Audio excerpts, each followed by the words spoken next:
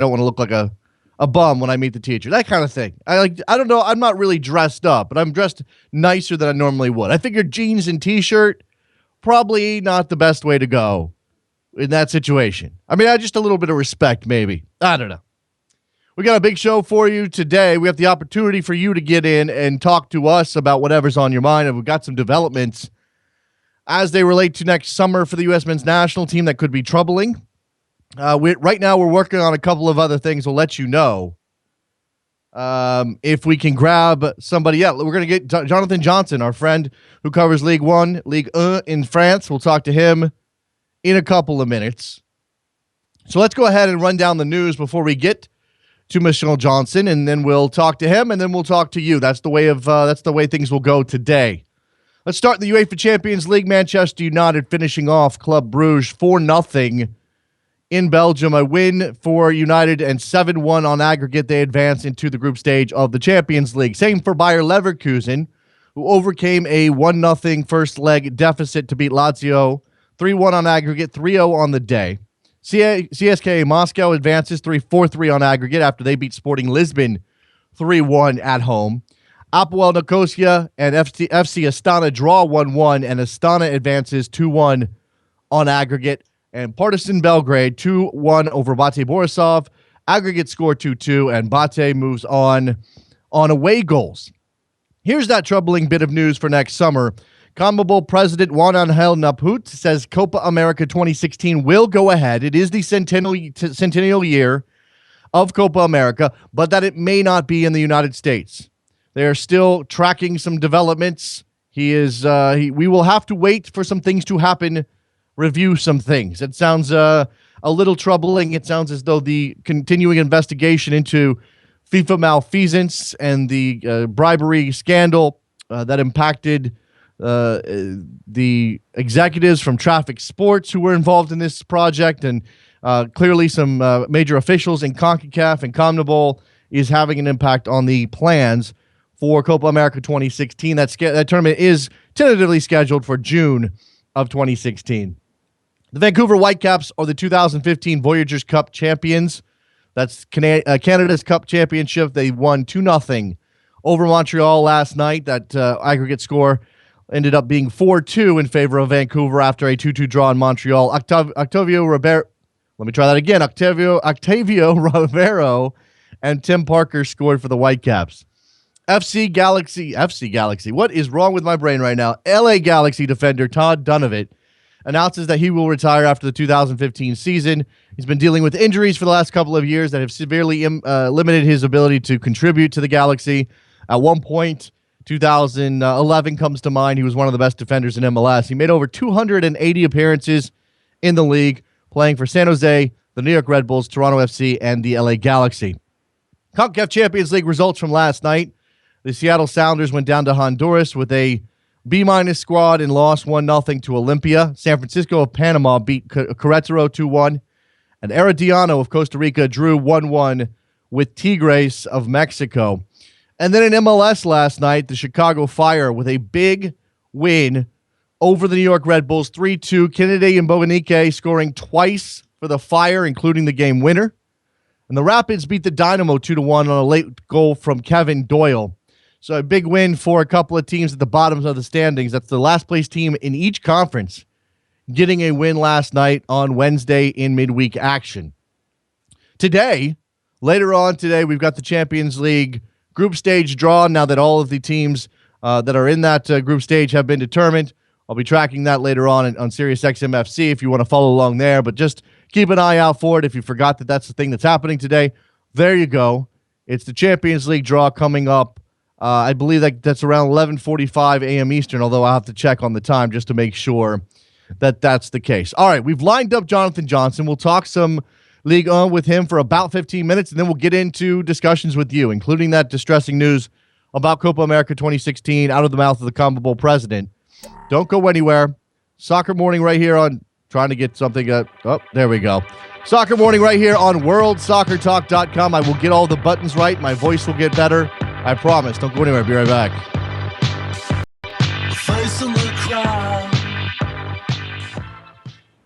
This Sunday, it's the return of MLS Rivalry Week as the New York Red Bulls take on DC live on Fox Sports 1 at 7 p.m. Eastern.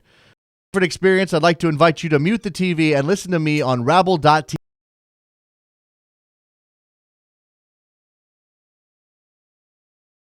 To create your own broadcast, call one of your team's games. It's easy. Sign up for free today and try it out. Join me this Sunday at 7 p.m. Eastern for Red Bulls against DC on Rabble.tv, where it's your team and your call.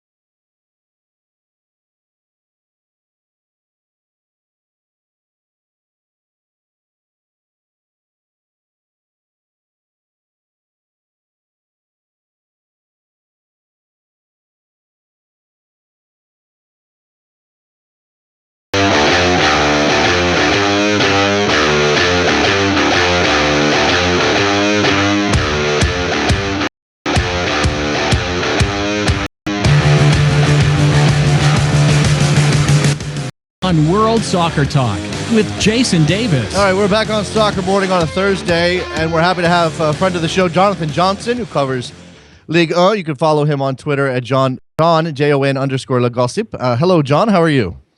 I'm very well, thanks. And yourself? I'm doing fine. All right, so we've got some movement as the transfer window gets closer to closing into Ligue 1 in terms of loans. I'll start with maybe one of the dominoes that fell in regards to some of these moves, and that's Monaco losing in the I just lost Jonathan Johnson. I apologize for that. Let me see if I can grab him again.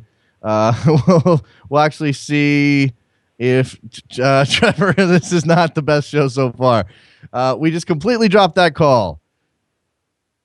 Yeah, let's take a quick break. We're just gonna do this dry. No reason for music. We'll take a quick break. When we come back, I'll have Jonathan Johnson. My apologies. Soccer Morning. Be right back.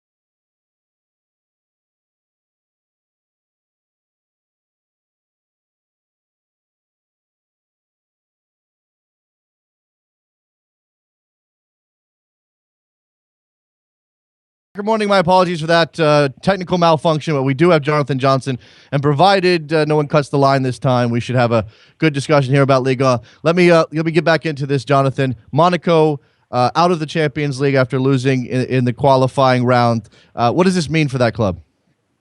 Yeah, well, like I said to you when we last spoke, this game against Valencia was really key, certainly with regards to futures of a number of players.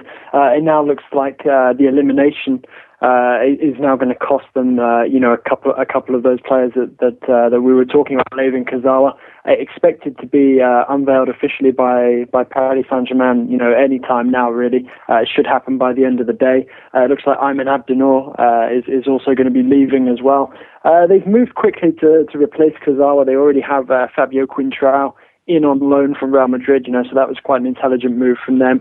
A low-cost operation, which is important for them. So they're bringing money into the club, which is going to make up for for the money that they're not receiving for taking part in the Champions League. I think that this is a very strong Monaco side. They need some time to gel. We certainly saw that over the 2 games against Valencia. Their defence isn't as strong as it was last season, so Leonardo Jardim definitely has something to work on there.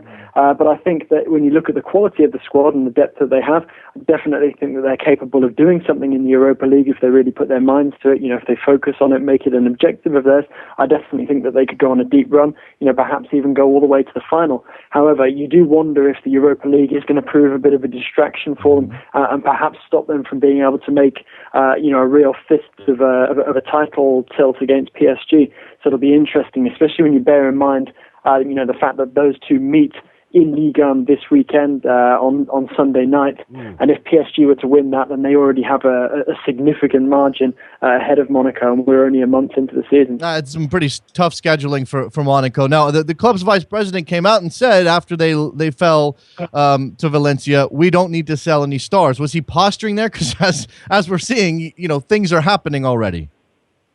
Yeah, I think he was posturing because at the end of the day, Monaco don't need to sell players. Of course they don't. But the thing is, they've done so much business over the summer already that some of the players that they managed to convince to stay for the moment after that business had been done, it really depended on them qualifying for the Champions League. Like he said, like Vadim Vasiliev said, after revealing that Layvin Kurzawa is to join PSG, the defender decided that he wanted to make the move. The club wanted to keep him. They were able to keep him financially. However, it was the player's choice, and they didn't want to stand in his way. He also admitted that every player at Monaco has their price. Even if they do want to keep him. And at the end of the day, it goes back to Monaco being this sort of French equivalent of Porto in Portugal. There is no player that's indispensable to this club. Every player can and will be sold if the price is right. It's a little different I imagine living in Monaco and the pay it's going to be for Kurzawa and then going to Paris. And we talked about this dynamic before, Jonathan. I just remain fascinated by how Monaco fits into the grander scheme of Ligue 1 and some of those issues that they've had with taxes and the like. Well, they've got fewer financial problems now. They did have to pay a 50 million euro fee in order to remain based in Monaco. Which has now been thrown out by the courts in France, so they're fine on that front. Yes, they do still have an advantage because of the tax situation there. That might not be the case for that much longer, but for now, it's still a big benefit for them, and it allows them to attract players to the Principality that other Ligue 1 sides might not be able to attract, and that PSG might not have space in their squad for. I don't think that Kurzawa is going to be missing out on anything by moving to PSG from Monaco. I think he'll be getting a better financial deal at PSG. But the problem for Monaco is not necessarily their salary now. It's the fact that they've got to try and stay within the bounds of financial fair play. When financial fair play came in, that completely changed the project for Monaco, because as you said, it must be very different living in Monaco to living anywhere else in France. It's completely different because Monaco is a place that doesn't have many permanent residents, and there's so many effects that has on Monaco as a club. One of them being that they don't have a really strong fan base when they play at home, so they never fill up the Stade Louis II. It's a very small stadium anyway, but you barely ever see them get capacity crowds. And when that stadium is full, it's normally for a different type of game, perhaps like a UEFA Super Cup or something like that. And a lot of these factors contribute to the fact that Monaco aren't really able to bring in much in the way of commercial revenue, which is one of the main reasons why they're unable to compete with PSG's lavish project. Yeah. I don't understand. I mean, you've opened this up now, and I'm going to follow this line of thinking, Jonathan. I don't understand how Monaco gets around financial fair play. I know some of the teeth has been, they retracted a little bit of the teeth of the rule, as far as I understand. This is obviously Michel Platini's baby. Is without the turnover of a PSG or some of these bigger clubs in Europe, how does Monaco manage to stay within the bounds of financial fair play? Well, that's what we're seeing now. This transformation of Monaco, going from the project that saw them bringing in the likes of Falcao, James Rodriguez, Coutinho. They're now trying to get rid of some of those players. They're trying to tone down their wage bill a bit. But the only player currently on their wage bill that they really need to get rid of, because he was, his salary was agreed, during the previous phase of the project, is Coutinho. The rest of them are all under, sort of their new wage limit, which means that they're not overpaying their players anymore. So if they can get rid of Coutinho, then that will take care of that aspect of it. And then, what Monaco have decided consciously a couple of years ago, once financial fair play was brought in, was that the way forward for them to combat the lack of commercial revenue that they make was to just keep selling players, to bring in very good young talents, raise them up and, try and sell them on for a massive profit. I mean, we saw it happen with Jeffrey Kondogbia, bought for approximately 20 million euros, and Monaco doubled his price, sort of in the space of 2 seasons. And it's that sort of business that Monaco are looking to do now. They're looking to buy cheap, and sell very big. And, it has the potential to be a successful project. However, one of the big downfalls of that is that it puts a lot of pressure on a coach like Leonardo Jardim to keep the team on the pitch, while the squad is constantly being changed time. If another club comes in with a big enough offer, because at the end of the day, Monaco rely on their players being desirable to bigger clubs, and for the very biggest teams in Europe to come in and make, eye-watering offers. Let's turn to a different club getting a player on loan from Real Madrid, and that's Marseille. Lucas Silva moving to France. This is what kind of move is this for Marseille, and what does it say about their ambition, and what can he bring to the club? Yeah, I think it's a very interesting move. Lucas Silva is a player who has a lot of potential. He's very highly rated. Real Madrid, picked him up after he started with Cruzeiro. Big things are expected of him. Didn't really fit in Madrid for the moment. He's behind a long pecking order of players. And as soon as Michel came in, a Spanish coach who knows La Liga well, he identified Silva as one of the players that he wanted to try and bring in. The club have moved quickly to try and secure him. There was a bit of interest from other teams in bringing him in on loan, but it sounds like the player was impressed with the facilities, with the vision that Michel has for the team. I'm sure he was also impressed by the fact that Marseille managed to thump Troyes 6-0 on Michel's debut. I'm sure that helped as well. And I think it's a loan without an option to buy. So Marseille know that the player's only going to be there for this season. There's no real chance of them being able to keep him in the future and being able to buy him permanently, because it just costs too much money. But it's a really good opportunity for the club, because they get a quality player who might be able to help them qualify for the Europa League again, or perhaps even the Champions League.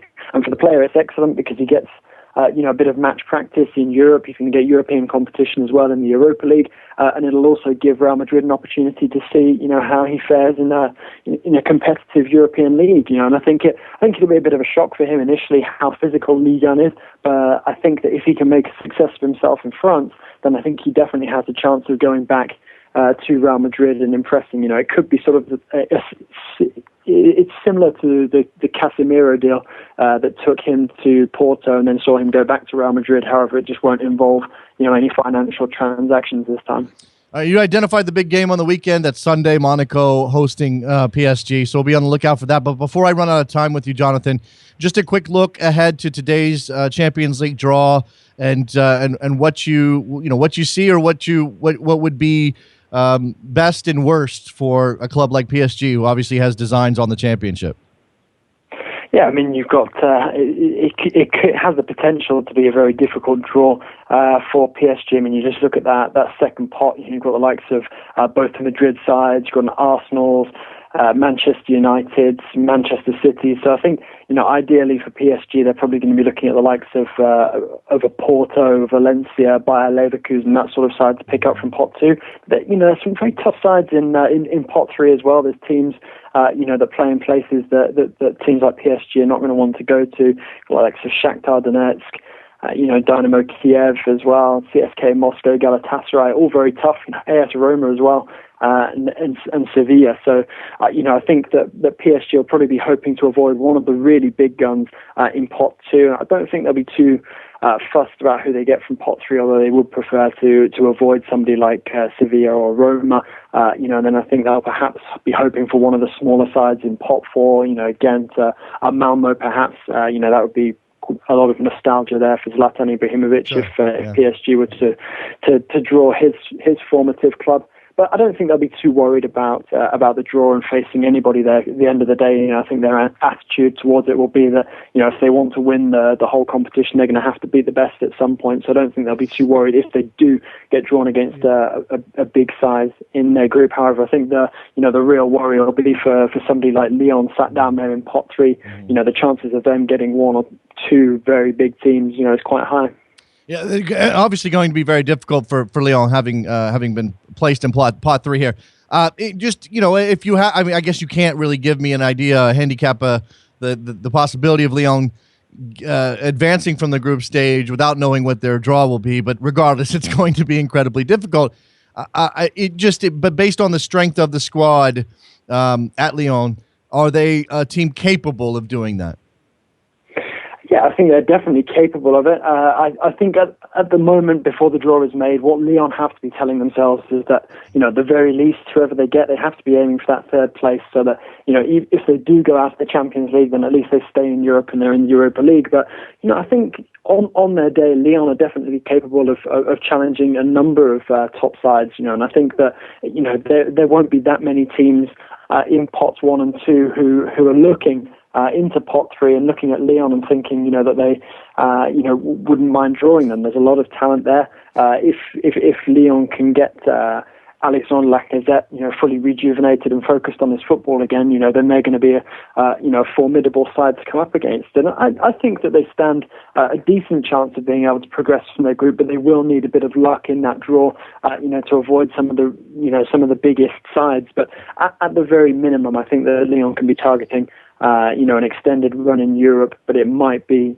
in the Europa League as opposed to, getting out of the Champions League group stages and continuing in the same sort of way that Monaco did last season. Jonathan Johnson covers Ligue 1, joins us to talk about the Champions League, some of the moves into Ligue 1 this season. Jonathan, thank you very much for your time. I'll let you go. People go follow him, JON_Le Gossip. Thank you very much, John. Thanks a lot for having me. Speak to you soon. There goes Jonathan Johnson. Good stuff from him. Now it's time to open up the phone lines and let you get in on this show. 646-832-3909 is the phone number. So call me up. We'll talk to you. Don't go anywhere. Be right back.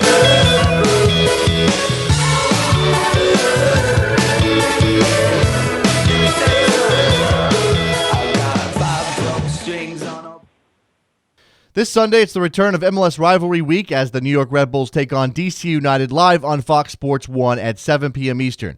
For a different experience, I'd like to invite you to mute the TV and listen to me on Rabble.tv as I share my thoughts and analysis live during the 90 minutes. With Rabble, the concept is simple. All you have to do is tune into the broadcast on TV, press the mute button, and then head on over to Rabble.tv to listen to the broadcast on your desktop, through your iOS app, and now through your mobile browser. You can join in, too, by posting your questions or observations in the comments section. And if you have an iPhone, install the Rabble TV app and add a comment to the broadcast message board, then listen live via the app. Or else you create your own broadcast, call one of your team's games. It's easy. Sign up for free today and try it out. Join me this Sunday at 7 p.m. Eastern for Red Bulls against DC on Rabble.tv, where it's your team and your call.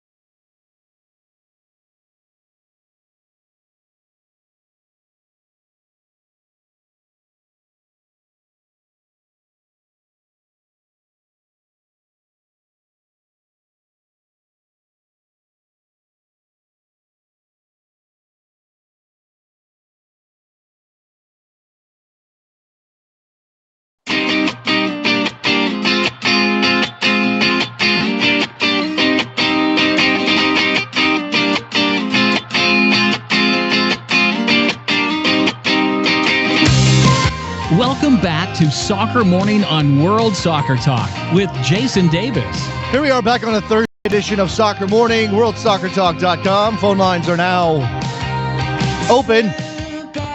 Call in, talk to Trevor, and then if you want to stick around and talk to me, that's okay too. 646-832-3909. And I want to know how you feel about the news out of South America, out of the mouth of the president of CONMEBOL, Juan Angel Naput. I'm going with Naput.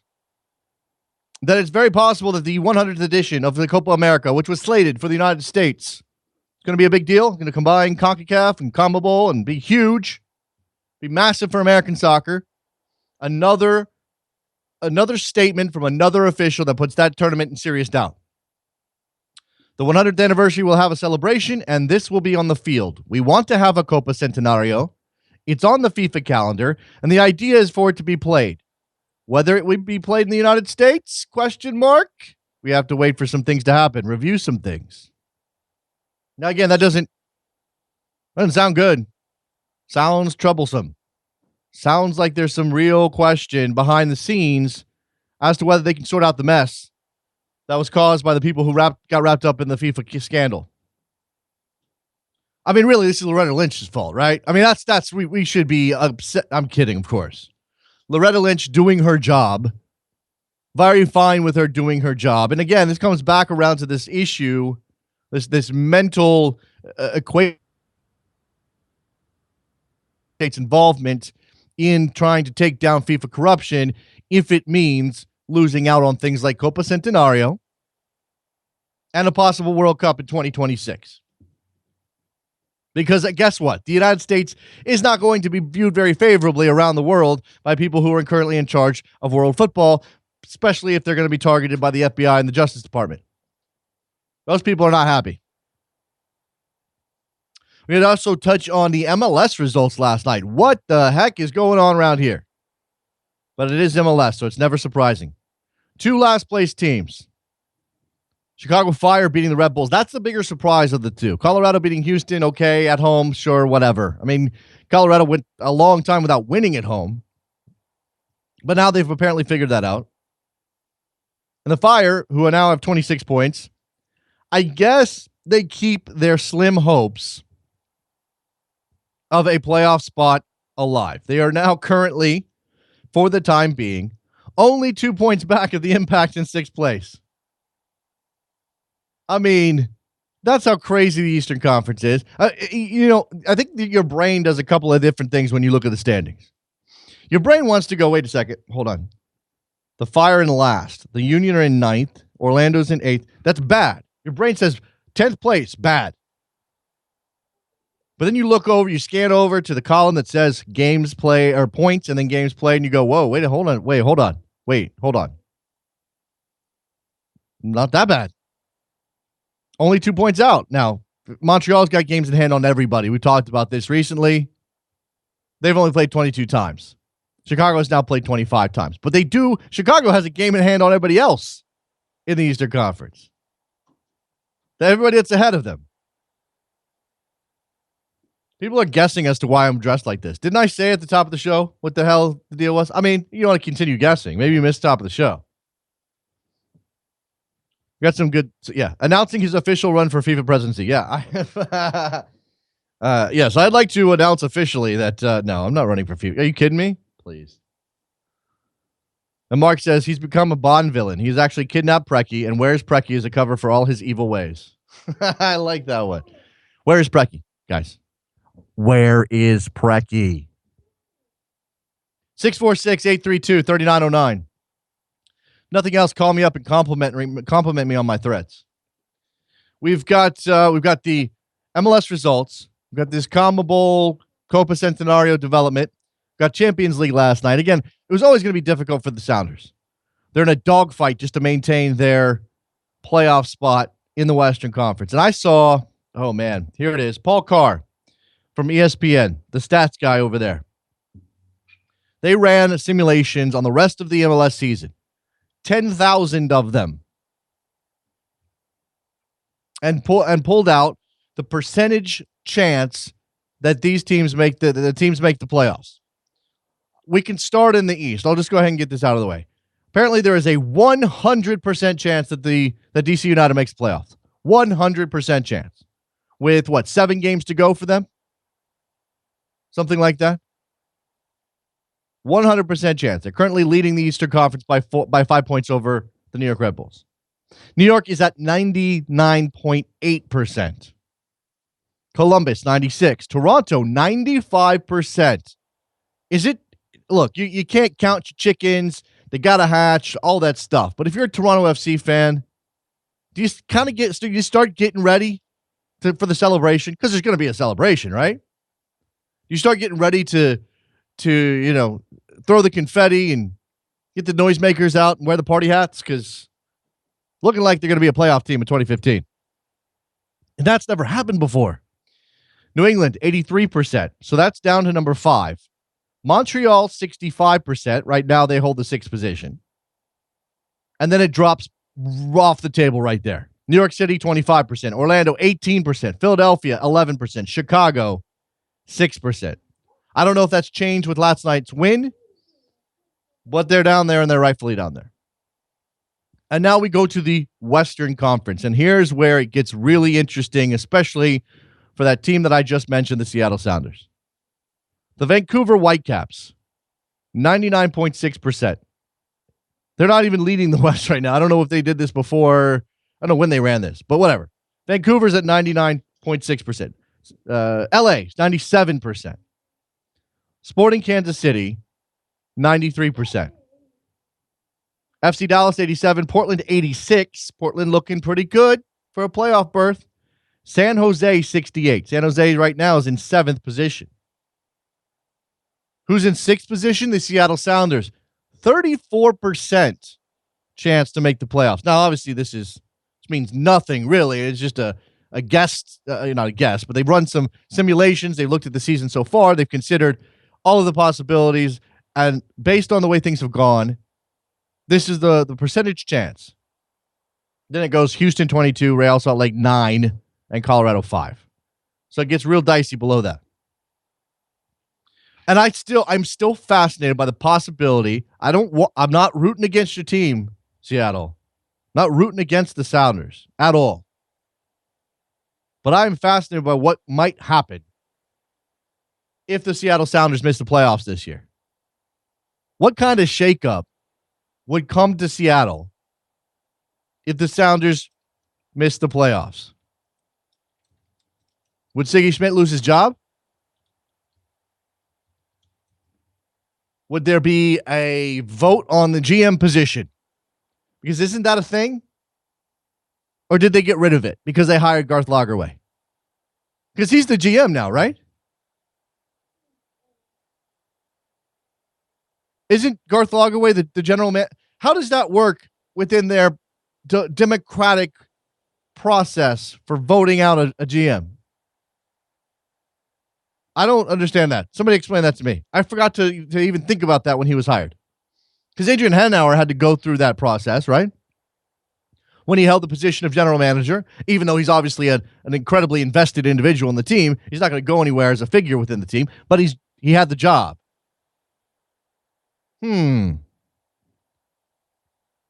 Seattle's a club with incredible ambition. I mean, in terms of MLS standards, is there a more ambitious club in MLS?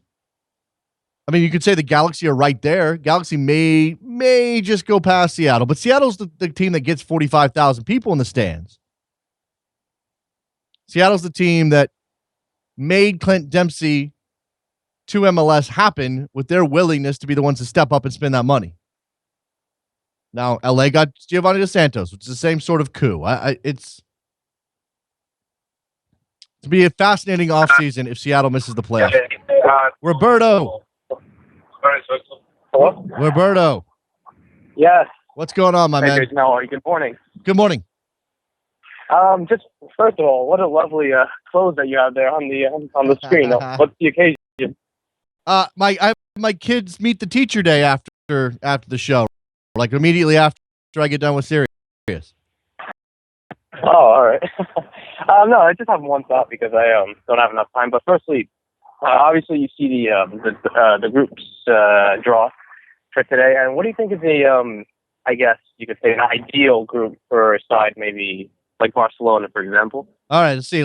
If you're Barcelona, I would imagine it's Porto probably. Yeah, Porto. And you don't want that travel to Eastern Europe, and you probably don't want to play in Turkey. Maybe Lyon. I mean, Lyon's not a bad side, but maybe Lyon, or because you got Shakhtar in there, you got Dynamo Kiev in there, so both of the Ukrainian sides. Olympiacos. Do you really want to go to Olympiacos? Maybe. Might not be the end of the world. So maybe Olympiacos or Lyon. I don't think you really want to go to Roma. I mean, not that Roma's great, but I don't know if you want to go to Roma. And then pot 4. Bate maybe. Although that's Eastern Europe again. Maccabi Tel Aviv. That's probably and Malmo and Astana. So yeah, I mean, there's some possibility. I would say Porto, Lyon, and I'll go with Malmo. What do you think would be a mouth-watering and difficult group for any of the teams if you had to make like one difficult? Oh, if I'm making an incredible like group of death type situation, let's see. Well, I don't really want to see Barcelona, Manchester City again. Can we just skip that one, please? Definitely. So I'm gonna say Barca United. Yeah, Barca United.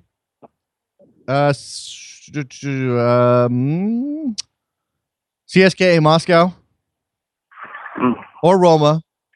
Barca United, Roma, and Wolfsburg.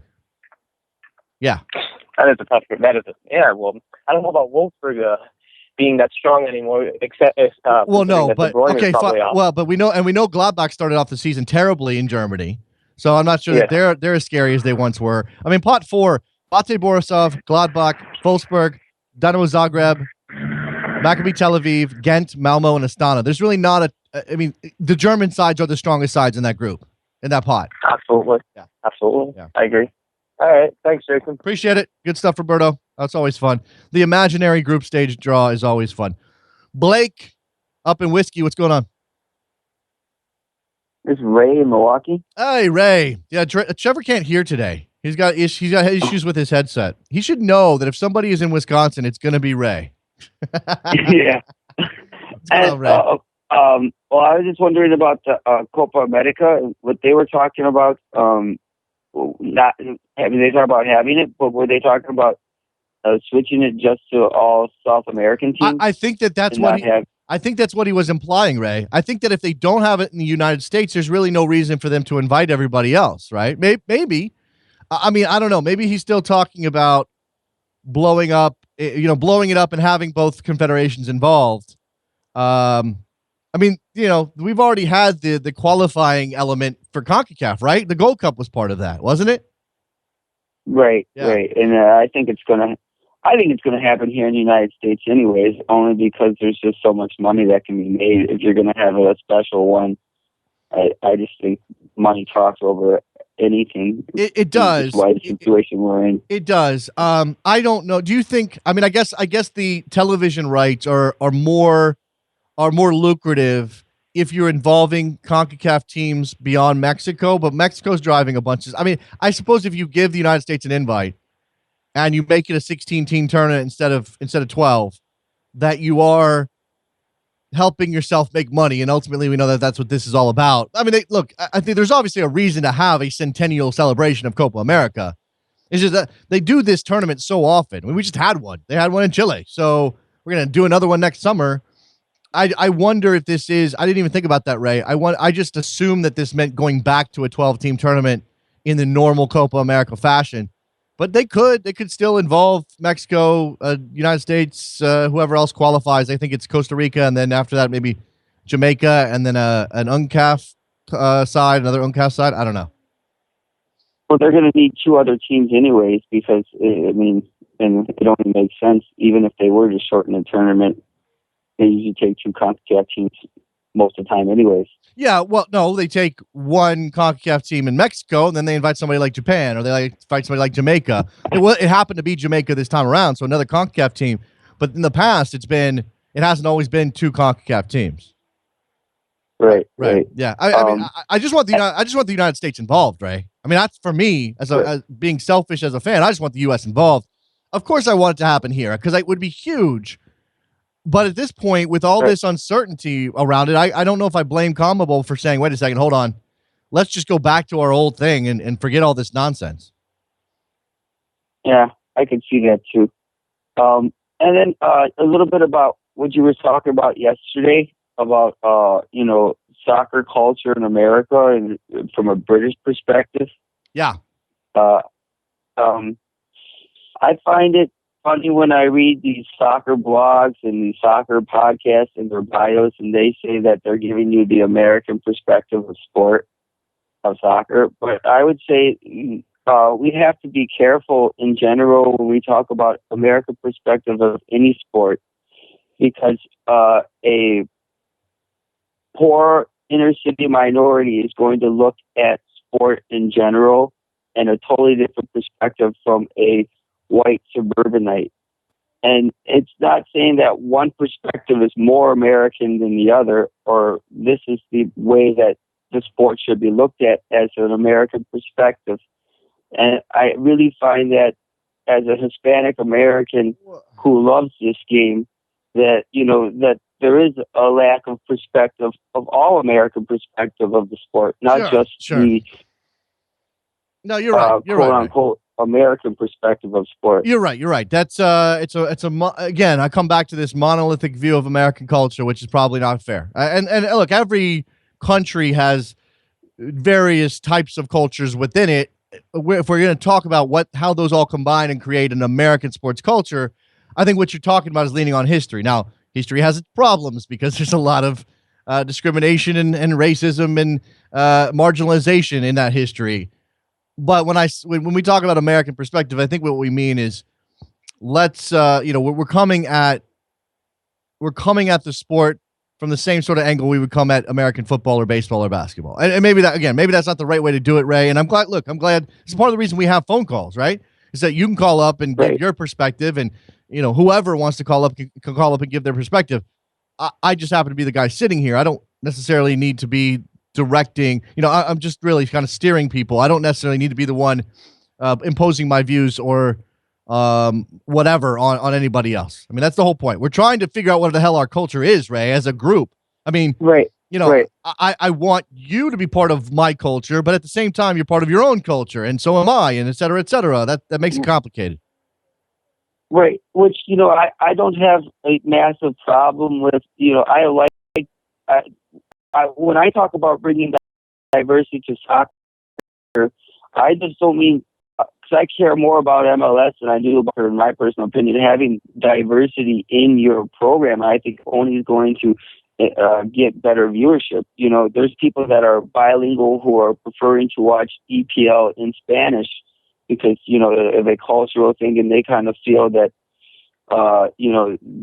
their perspective of soccer is, this is what they kind of grew up watching. But, the fact that there's a lot of Latin Americans that are playing in the EPL, and yet there's no Latin American on television, and yet you have such a large fan base that is bilingual speaking in general. That's an interesting point.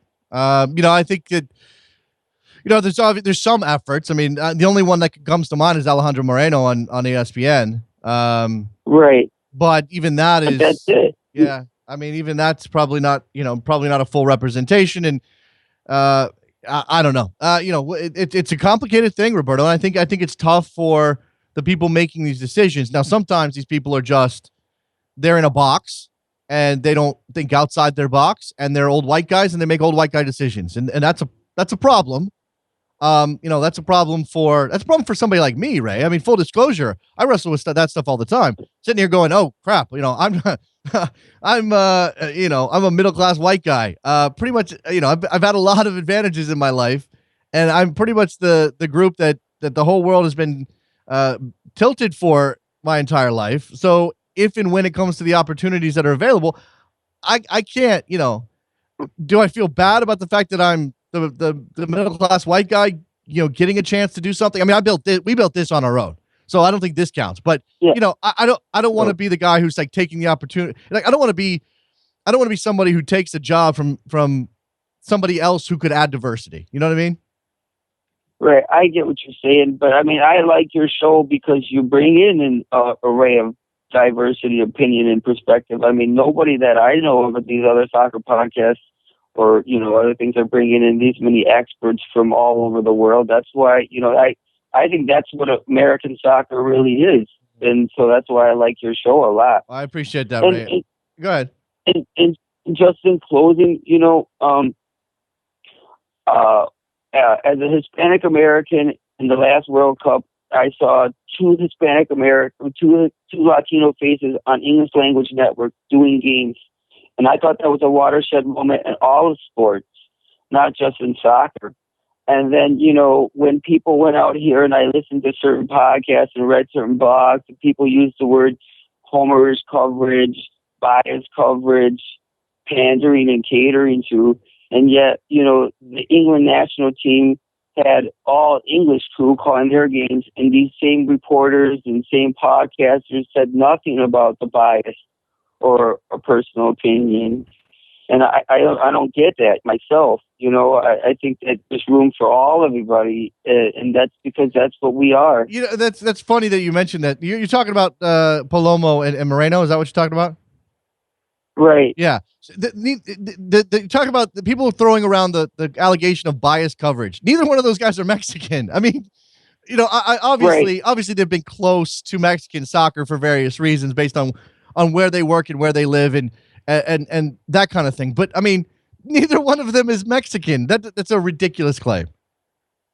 Right. And I would just say that the reason why is knowing that's part of their job, knowing the team. Yeah, of course. Any good crew's going to know your team. It does, if you're going to cover a team, you should know look, the ins and outs of it. I'm sure that both of them were working hard not to be overtly biased, but that's also part of the first of all, that's part of the culture. Let's be clear about that.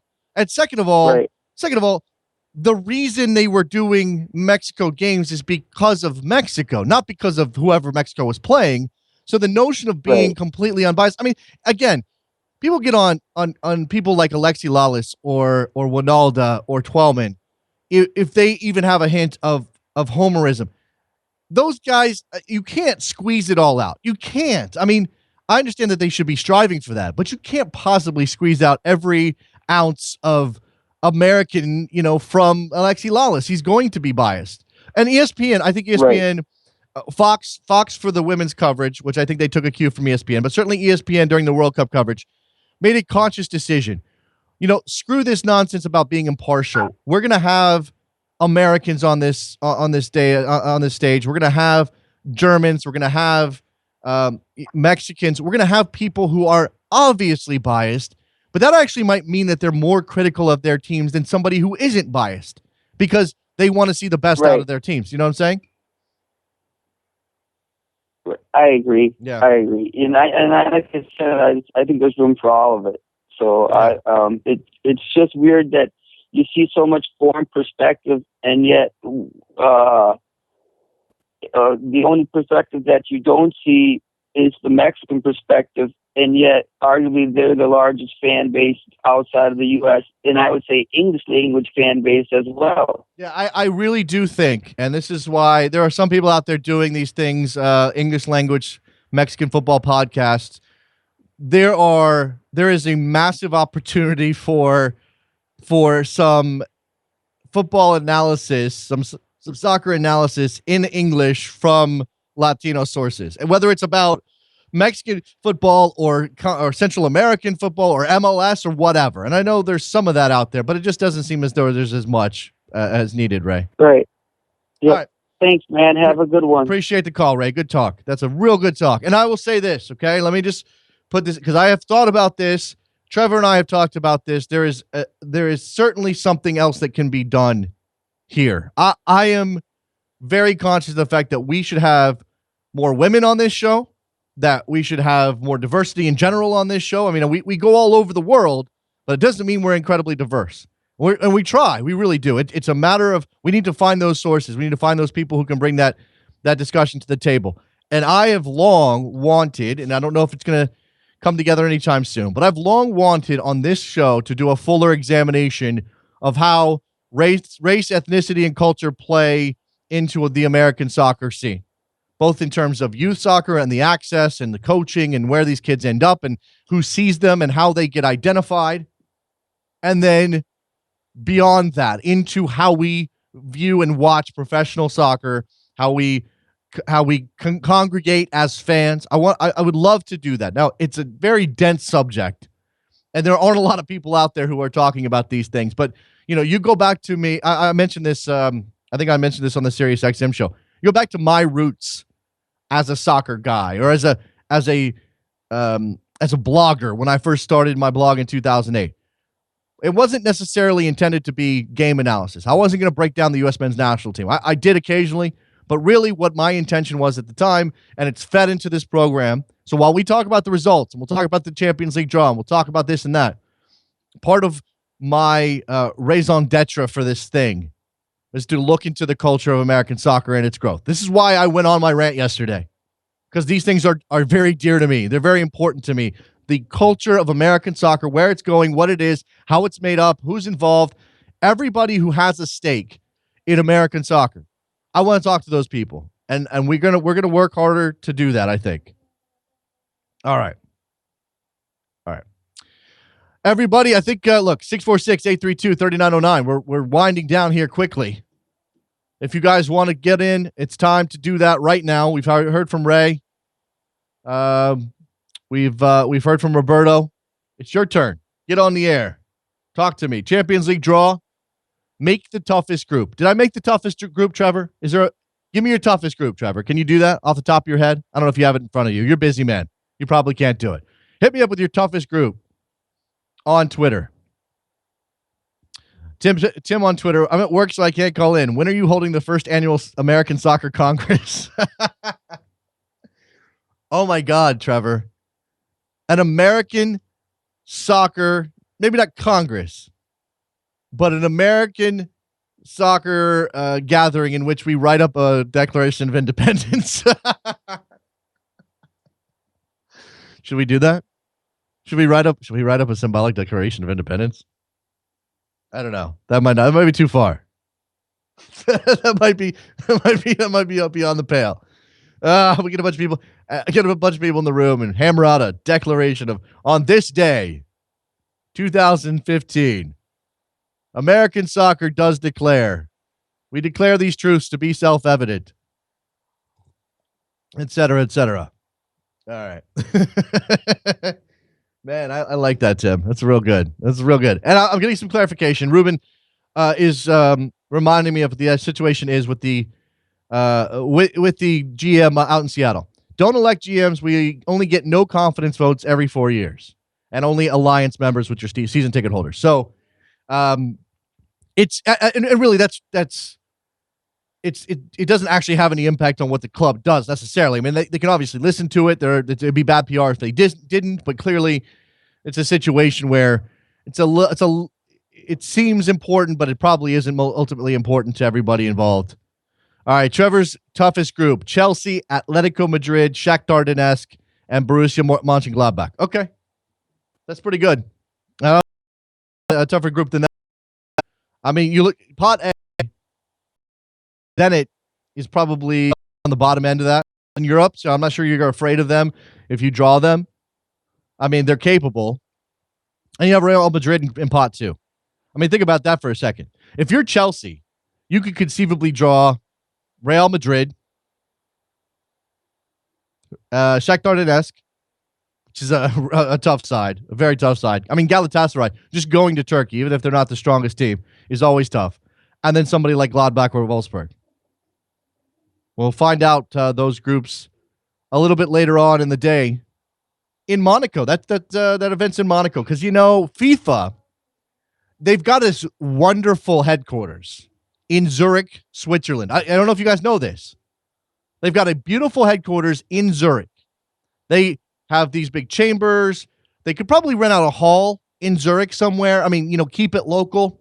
do something. But no, they got to go put on a show in Monaco so that all of the FIFA muckety mucks can go get their gamble on. They can just sit around and enjoy the luxury of Monaco and the Principality. All right.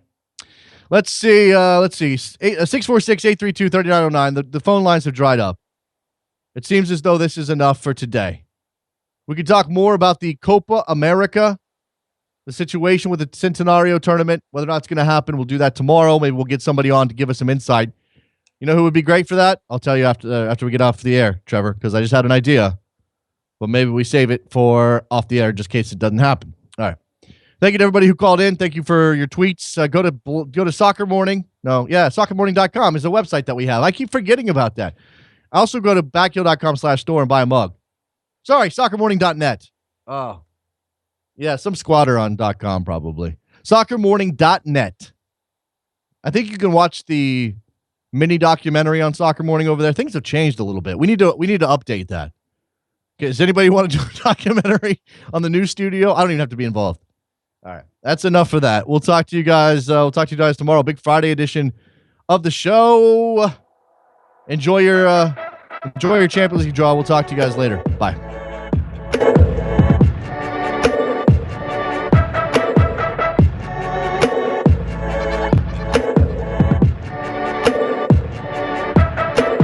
Did my invitations disappear?